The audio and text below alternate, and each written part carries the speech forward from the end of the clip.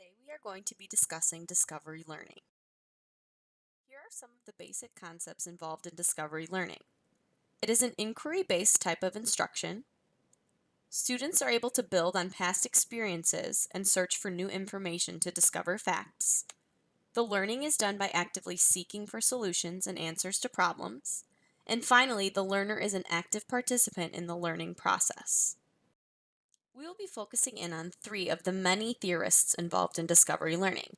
The first will be Jerome Bruner, the second, Jean-Jacques Rousseau, and finally, Seymour Papert.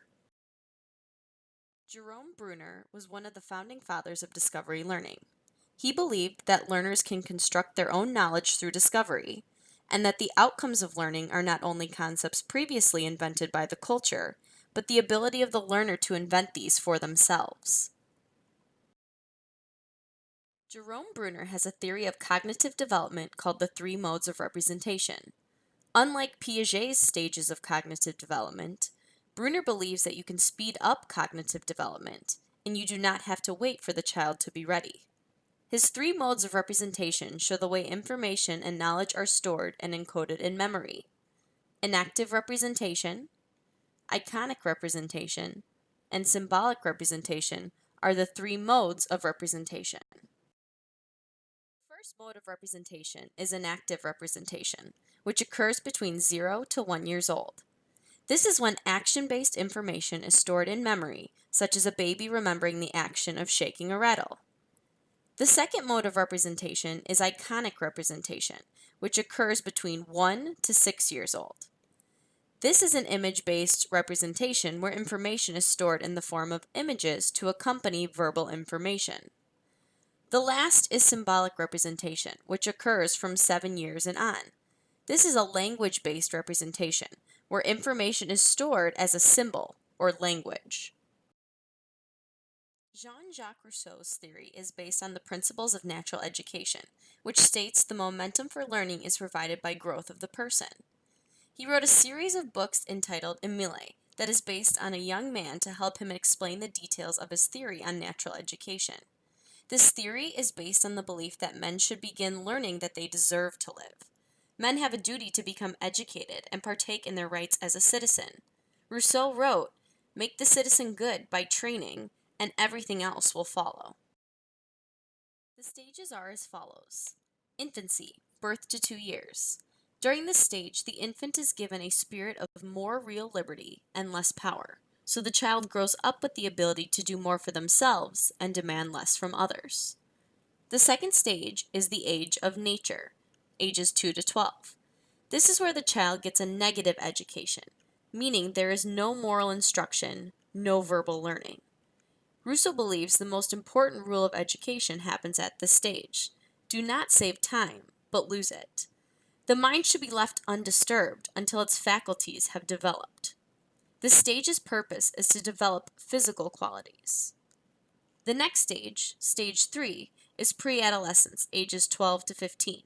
This is where a student's urge for activity takes a mental form. Stage 4, the child's reason is now well developed. Rousseau believes there is to be a gradual entry into community life. This stage has much more to do with moral developments. The final stage is adulthood. This stage is when the person learns about love and is now ready to return to society. There is a strong sense of difference between men and women here. Men being more strong and active, while women are more weak and passive. Many people have seen that educators don't have control over some forces of nature happening to each individual person, although there are many elements written by Rousseau that we still see today. Seymour Papert is a computer scientist and educator who worked for a time with Piaget. Please feel free to look back to our presentation on cognitivism for additional information on Piaget. One thing that Papert was very interested in was thinking about how children may not be reaching the formal operational stage of thinking, the level where students are able to think abstractly and build more complex understandings, due to the learning environment lacking the tools necessary to do so. He believed in a self-directed method of teaching and learning for his students. Papert actually found a way to alter traditional teaching methods through bringing technology into the classroom. Papert created a computer program called Logo that was implemented into classrooms in a discovery-based learning approach. The character was a turtle robot that children would have to program to follow their commands.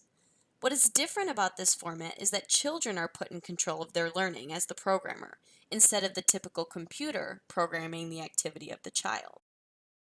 This type of learning where the child is in control allows them to learn through trial, error, feedback, and correction, and it also allows children to learn more efficiently because they are able to see tangible results based off of their computing efforts. There are 5 principles for use of the discovery learning model. The first principle is problem solving, where instructors act as a guide as learners look for solutions by combining existing and new information. The second principle is learner management. This means that learning is flexible and allows for students to work at their own pace and with or without a group. The third principle is integrating and connecting. This principle states that learners combine prior knowledge with new and connect it to the real world. The fourth principle is information analysis and interpretation. This means that learners analyze and interpret information instead of memorizing it. The fifth principle is failure and feedback. This principle states that learning does not always occur by finding the correct answer, but by discovering things in the process. It is the responsibility of the instructor to provide feedback to the learners because without it, learning is incomplete.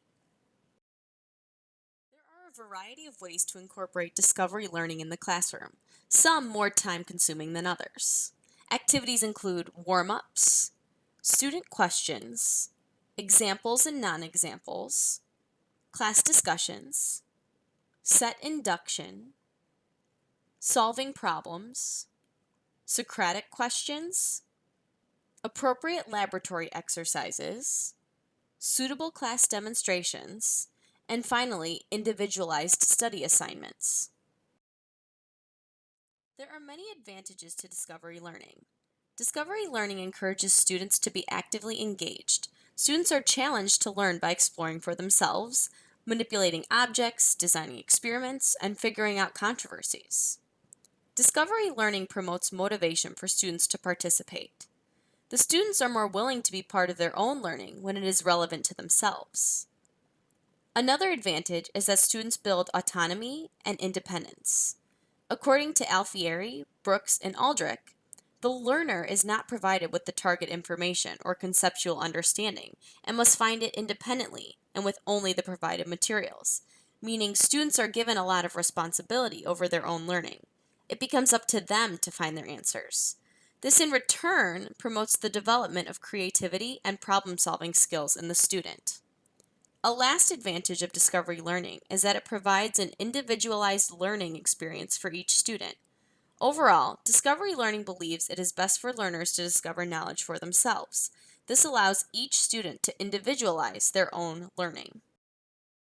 The first problem we may run into with discovery learning in the classroom is the fact that learners need to have a high cognitive ability to complete these inquiry-based tasks. The problem in any of our classrooms is that based on the diversity of learners we have, it is unlikely each student will have the metacognitive skills needed to be successful in these activities. These tasks require a lot more mental operations and better control of attention to complete. Knowing the variety of learners that we have in our classrooms, these types of tasks may be too challenging for some, which can lead to dissatisfaction in the learning environment. Another problem with discovery learning is that the process takes a lot more time than regular direct instruction. In our readings, it discusses how in these types of settings, learners take more time to find problem solutions or perform target responses. A major issue that many of us will run into is trying to fit these types of tasks in when we are crunched on time to fit in our required curriculum for the school year. Due to curriculum being at the center of many of the state-mandated tests, these inquiry-based activities are more likely to be cut from the curriculum because of time constraints. A final problem with discovery learning is that this approach can lead to incorrect conclusions by students because these activities are more so student-led than teacher-directed. Many of us can get caught up in the idea that students are learning because they are actively participating in these discovery-based tasks. But in reality, this engagement doesn't guarantee that the learners will make sense of the materials for themselves to truly master it. In one research based study through the Hebrew University of Jerusalem and at the University of Negev, when students were asked about their concerns with discovery learning, the largest response, about 1/3 of those interviewed, discussed their concern with drawing wrong conclusions or invalid generalizations.